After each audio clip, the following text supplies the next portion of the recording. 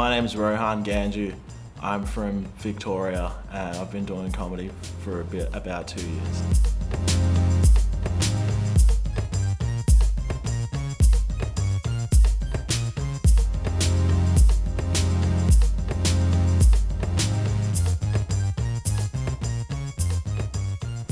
The Comedy Zone is a collection of just real funny people, and we're just trying to bring some light to the world. To be a part of the Comedy Zone means you've made it, like you'll definitely be rich and famous. So I don't know, it's just a waiting game at this point. Hi, how's it going, everyone? My name's Rohan. I'm going to tell some jokes. I hope that you guys like them. I had tears in my eyes the first time I saw Rowan. I was like, this is for me. I'm totally the demographic here. So I think about getting murdered heaps, because I'm weird, I guess. I try and make myself feel less scared of murderers by coming up with like lists of ways to not get murdered. I wrote one of them down here in my phone. I'm going to share it with you guys so you can also avoid getting murdered. So the first rule on the list is to know karate.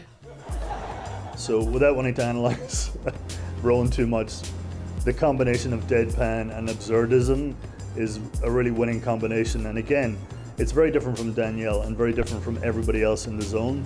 And I think the Comedy Festival have been very smart in putting this particular lineup together. Karate makes you better at fighting. If someone tries to murder you, you can fight them. The second rule on the list is if someone is strangling you to death, start masturbating.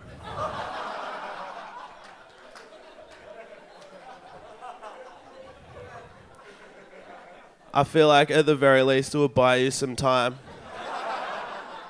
Hopefully enough time to do karate. The way he gets up, like he doesn't really pause between words or sentences. It's almost like somebody playing a didgeridoo. It's just like the words just like free form, and it's almost like his mind and mouth are just coming together like that and just expressing himself. But expressing these really weird random thoughts. It's like a dreamscape. It's fantastic. The third rule on the list is to train your dog to sense evil. I don't know how you do it, but it'll be pretty useful. The fourth rule on the list is never sleep in a hammock. That one explains itself. And the fifth and most important rule is don't be a lady, because I looked it up and statistically speaking, you guys might be in trouble. So my first ever stand-up comedy gig was at a musical open mic night in Brunswick, and everyone there was kind of annoyed that I wasn't playing music, but I just kind of read some jokes off cards, and like a couple of people laughed at them, and then I felt happy about that. So my World Vision sponsor kid died. I am still waiting for a refund. $1 a day, just gone. No, I'm joking. I don't give to charity. My onstage persona versus my offstage persona, the main difference is that people like my onstage persona, so that's why I run it so hard. See, Rowan's also very unique. I over the years of doing comedy, I've seen every kind of variation of all the major types of joke there are, all the kind of the bait and switch and the pullback and reveal and all those kinds of things. And like Rowan doesn't seem to be using any techniques or any kind of,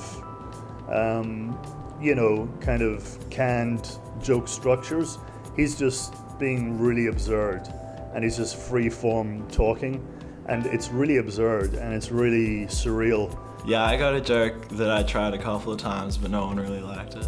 I slept like a baby last night. I rolled onto my stomach and died. People got mad. I treat my body like a temple. I let Indian guys come in there to feel closer to God.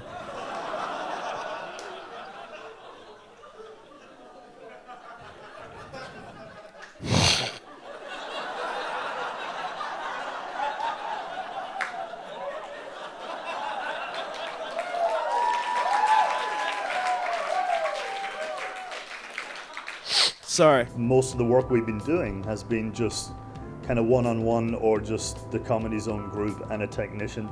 And so he's been making us crack up in that sort of tough kind of circumstance and environment. So in front of a crowd, he's just gonna, I reckon, if it's the right crowd, because he's very absurd and very surreal. So in front of people like me who enjoy that, I think he's gonna take the roof off. My biggest comedy influence is definitely Henny Youngman, and yeah, probably Henny Youngman. He's very funny.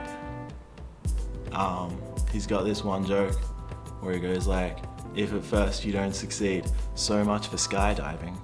And then he plays a little violin.